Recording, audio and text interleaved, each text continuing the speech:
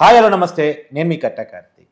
పగడాల ప్రవీణ్ మరణం మీద IG and జిల్లా ఎస్పీ ప్రెస్ మీట్ పెట్టి వివరణ ఇవ్వడం జరిగింది. అతని మరణం గురించినటువంటి పూర్తి ఇన్ఫర్మేషన్ కూడా ఇవ్వడం జరిగింది. అది పూర్తిగా ఒక ప్రమాదం మాత్రమే, ఎలాంటి హత్య అక్కడ లేదు, కావాలని కొంతమంది రూమర్స్ క్రియేట్ చేసే ప్రయత్నం చేశారు, వాటిని నమ్మొద్దు అనేటువంటి విషయాన్ని చాలా క్లియర్గా చెప్పడం జరిగింది. అయితే ఇకనైనా ఆ వివాదాన్ని పులుస్తా పన్నట్టేనా? వైసీపీ ఒక రూమర్ని క్రియేట్ చేసి ప్రజల మధ్య వైషమ్యాలు రెచ్చగొడదామని అనుకున్న ఏదైతే కుట్ర ఉందో అది బట్టబయలు అయినట్టేనా? దానికి ఇక ఫుల్ స్టాప్ ఉంటుందా అనేటువంటి విషయాన్ని చర్చించుకునే ప్రయత్నం చేద్దాం. మనతో ఉన్నారు సీనియర్ జర్నలిస్టు డివి శ్రీనివాస్ గారు. సార్ నమస్కారం. నమస్తే సార్, పగడాల ప్రవీణ్ మరణాన్ని సహజంగా ఆ కుటుంబం అనుమానాలు వ్యక్తం చేయాలి, కానీ ఆ కుటుంబం ఎక్కడ బయటకు వచ్చి అనుమానాలు వ్యక్తం చేయాలి, పైగా జరుగుతున్న విచారణకు సహకరించాలని చెప్పేసి అతని అభిమానులకు విజ్ఞప్తి చేసింది. జరుగుతున్న ఎంక్వైరీ మీద సాటిస్ఫాక్షన్ కూడా వ్యక్తం చేసింది. ప్రభుత్వం తీసుకున్న నిర్ణయం మీద, వెంటనే తీసుకున్న నిర్ణయం మీద కూడా వాళ్ళు సాటిస్ఫాక్షన్ వ్యక్తం చేస్తూ వీడియో కూడా రిలీజ్ చేశారు. కానీ కొంతమంది బయట వాళ్ళు కావాలని ఒక రూమర్స్ క్రియేట్ చేసి ప్రజల్లో గందరగోళం రేపే ప్రయత్నం మనం చూసాం. ఈ మరణం వివాదం కావడానికి, ఆయన విషయాలన్నీ పబ్లిక్ కావడానికి కారణం వాళ్ళే. అయితే ఇప్పుడైనా ఎస్పీ వివరణ తర్వాత ఇకనైనా ఆ వివాదాన్ని పులుస్తాబడే అవకాశం ఉందా? అంటే మనకి ఎన్నికల్లో నీకు తెలుసు, మనకేంటి కలెక్టర్ గారు, ఈసీ వీళ్ళందరూ ఏమని చెప్తారు, విలేజెస్ని సెన్సిటివ్ విలేజెస్, హైపర్ సెన్సిటివ్ విలేజెస్గా ఇట్లా విడగొడతారు. అసలు విలేజ్ కాదు, ఇప్పుడు ఆంధ్రప్రదేశే హైపర్ సెన్సిటివ్గా మారింది. ఇది ఒక హైపర్ సెన్సిటివ్ స్టేట్గా ఇవాళ ఆంధ్రప్రదేశ్.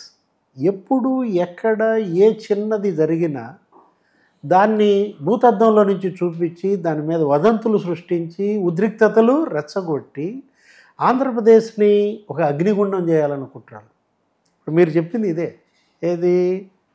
రాజమహేంద్రవరంలో పాస్టర్ పగడాల ప్రవీణ్ మరణం జరిగి 10-15 రోజులు అవుతారు. ఇవాళకి ఈయన ప్రెస్ మీట్ పెట్టారు ఐజీ.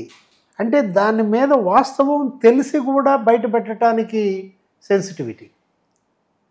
ఇప్పుడు గత వారం రోజుల నుంచే నీకు సీసీ ఫుటేజీలు మెయిన్ స్ట్రీమ్ మీడియాలో, యూట్యూబ్ ఛానల్స్లో మనం చూసాం. అసలు అతను ప్రయాణానికే కండిషన్లో లేడు, డ్రైవర్ కండిషన్లో లేడు, బండి కండిషన్లో లేదు, పడుతూ లెగుస్తూ వచ్చాడు. పగడాల ప్రవీణ్ హైదరాబాద్లో బయలుదేరిన దగ్గర నుంచి ఇవాళ ఐజీ చెప్పింది కూడా అదేగా. 3 చోట్ల పడ్డాడు అని చెప్పాడు, 6 చోట్ల కొన్నాడు అని చెప్పాడు. ఆ యూపీఐ నీకు రెసిప్ట్స్ కూడా వాళ్ళ దగ్గర ఉన్నాయి కదా, ఎక్కడెక్కడ ఏం కొన్నాడు. నువ్వు అక్కడ దగ్గర దగ్గర ఏది నాగోల్ దగ్గర నుంచి ఆయన మద్యం కొంటూనే ఉన్నాడు. అంటే మద్యం దుకాణం దగ్గర తను ఆగడము, తను కొనడము, నీకు సీసీ ఫుటేజీలు ఇవాళ స్పష్టంగా ఆధారాలు చూపించిన దాన్ని ఏమన్నారు? హత్య అన్నారు. ఇప్పుడు ఈరోజు ఐజీ ప్రెస్ మీట్ పెట్టారు కదా, ఇవే వాస్తవాలు వెల్లడించారు కదా. గతంలో హర్షకుమార్ ఏం చేశాడు? మాజీ ఎంపీగా 10 ఏళ్ళు పనిచేసావే హర్షకుమార్, ఈ ఆధారాలని చూసిన తర్వాత కూడా అతను ఇంకా రెచ్చగొట్టడం. ఘటనా స్థలంకి వెళ్ళి నేను బండి మీద వచ్చి నేను అదే స్పీడ్తో పడతా, చచ్చిపోతానా అని అంటాడు. ఎవరాయన? నువ్వు ఒక ఎంపీగా చేసినాడివి. అంటే ఇవాళ ఇప్పుడు ఐజీ స్పష్టంగా చెప్పాడు కదా, అతను మద్యం మత్తులో ఉన్నాడు.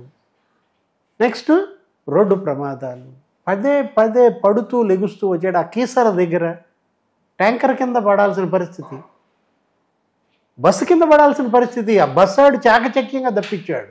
అంటే ఎన్ని ప్రమాదాలు ఆయన ఎదుర్కొంటూ ఆ ప్రయాణం సాగింది నీకు హైదరాబాద్ నుంచి. ప్రమాదాలు దాటి రాజమండ్రి దాకా దగ్గర వచ్చారు. ఇంకొంత దూరం ప్రమాదం లేకుండా వస్తే చాలా బాగుండేది.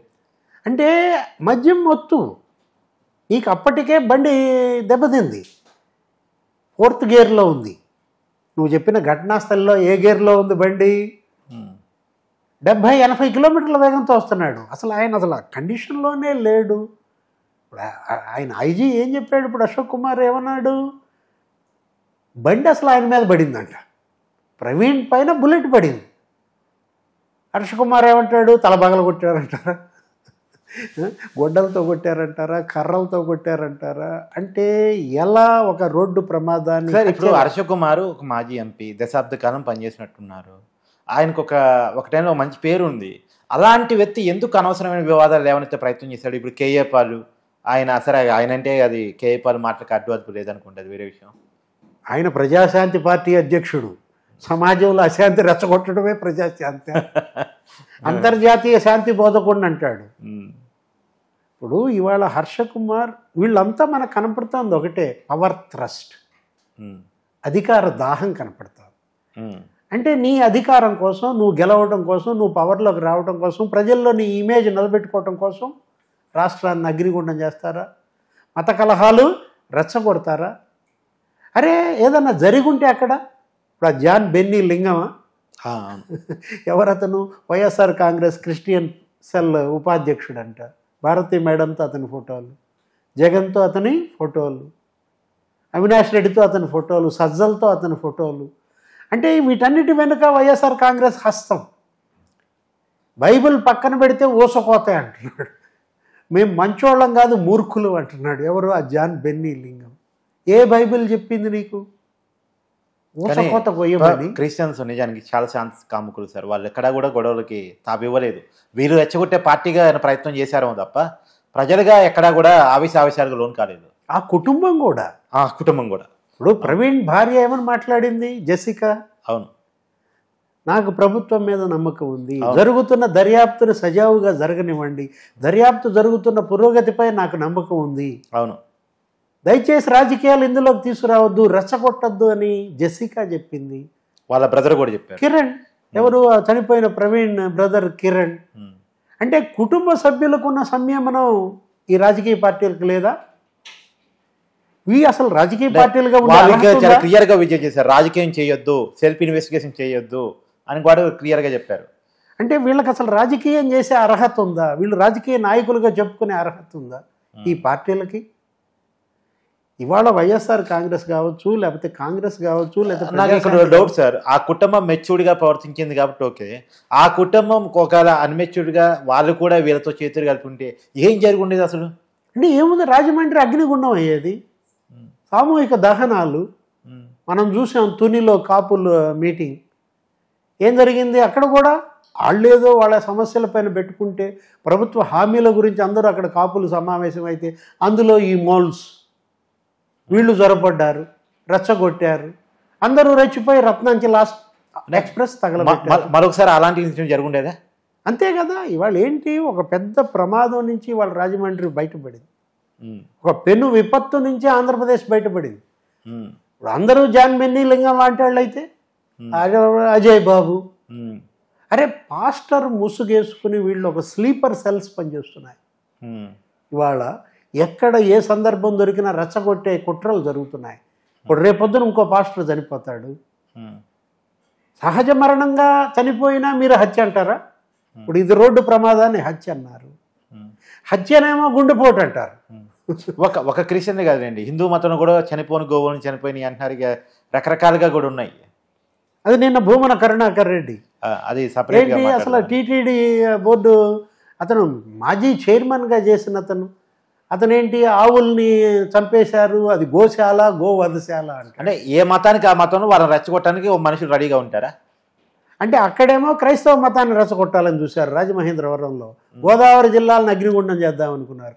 ఇక్కడేమో హిందూ మతాన్ని రెచ్చగొడుతున్నారు. ఏంటి ఇప్పుడు నిజంగా టీటీడీ వాళ్ళు ఒకటి ఇచ్చింది స్టేట్మెంట్, అక్కడ 2643 గోవులు ఉన్నాయి. ప్రతి నెల ఇవాళ వృద్ధాప్యంతో అనారోగ్యంతో ఒక 7-8 గోవులు చనిపోతుంటాయి.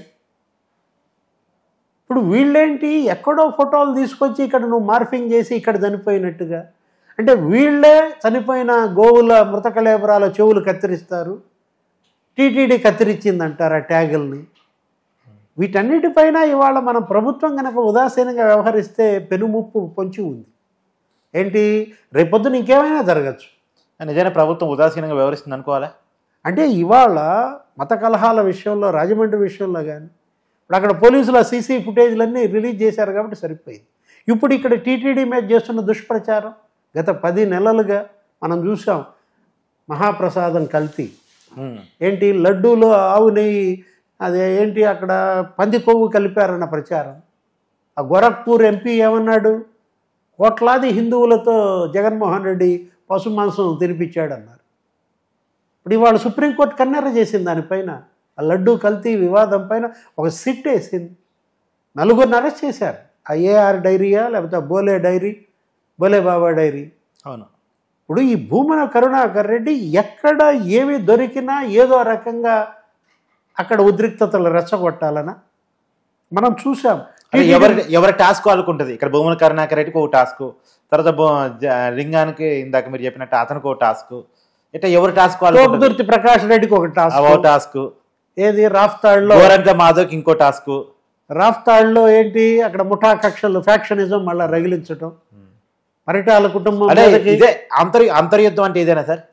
ఇప్పుడు పరిటాల కుటుంబం మీదకి ఈ కుటుంబాన్ని రెచ్చగొట్టడం, ఏది మధ్యల చెరువు సూరి, లేకపోతే సానే ఓబుల్ రెడ్డి కుటుంబం. ఇప్పుడు గంగుల భానుమతికి నీకు అంత కన్సర్న్ ఉంటే ఆమెకి ఇవ్వు ఎమ్మెల్యే టికెట్ అని అడిగింది సునీత. ఆమెకి ఎమ్మెల్సీ టికెట్ ఎందుకు ఇవ్వలేదు? జగన్మోహన్ రెడ్డి తెలుగుదేశం నుంచి వచ్చిన పోతుల సునీతకి ఇచ్చాడు, గంగుల భానుమతికి ఎందుకు ఇవ్వలేదు? నిజంగా ఉన్నట్లయితే అంటే నువ్వు అక్కడ ఫ్యాక్షన్ చిచ్చు రగిల్చే కుట్రలు. జగన్మోహన్ రెడ్డి ఈ 10 నెలల్లో 10 కుట్రలు చేశాడు. ఈ ప్రభుత్వం ఏర్పడిన నెల రోజుల్లోనే 36 మంది చనిపోయారని ఢిల్లీలో ధర్నా చేశారు. 36 మంది పేర్లు ఇవ్వమంటే అక్కడ చనిపోయింది 3. 3 హత్యలను 36 హత్యలని రాష్ట్రపతి పాలన పెట్టమంటాడు. అంటే కాదు, అప్పటికి 3 12 3 36 అంటే సంవత్సరం మొత్తం మీద 10 నెలల 3 జరుగుతున్న ఊహించి ఉంటారు ఆయన. అదే బుడమేరు నీకు అక్కడ కృష్ణ అక్కడ పొంగి అక్కడ వరదలు వస్తే అక్కడ నీ లాంచీలు వైసీపీ ఒక 5 బోట్లు అక్కడెక్కడో అంతకుముందు అవతల పక్క ఉన్నాయి తీసుకొచ్చి ఇటు కట్టించారని. అంటే అక్కడ గుద్దించటము, లేకపోతే ఆ ప్లాస్టిక్ తాడు కట్టడం ఏంటి, అక్కడ గడ్డర్లు పడిపోవటం ఏంటి, అవి గుద్దుడు వాటికి. అంటే కుట్రల మీద కుట్రలు ఇవాళ జగన్మోహన్ రెడ్డి ఈ ప్రభుత్వం, కూటమి ప్రభుత్వం, ముఖ్యమంత్రి చంద్రబాబు ఏమో అభివృద్ధి సంక్షేమం వాటిపైన దృష్టి పెట్టి కేంద్ర నిధులు రాబట్టడం, పరిశ్రమలు తేవటం, పెట్టుబడులు పెట్టడం, ఇచ్చిన హామీలు నెరవేర్చడం, ఆ పనుల్లో కాదు. అదెటు ప్రజలు కోరుకుంటున్నారు, అభివృద్ధి చేయండి, సంక్షేమం అందించండి. కానీ వాటన్నిటికన్నా ముఖ్యం ఈ అరాచక శక్తుల్ని అణిచేయాలి. Thank you sir.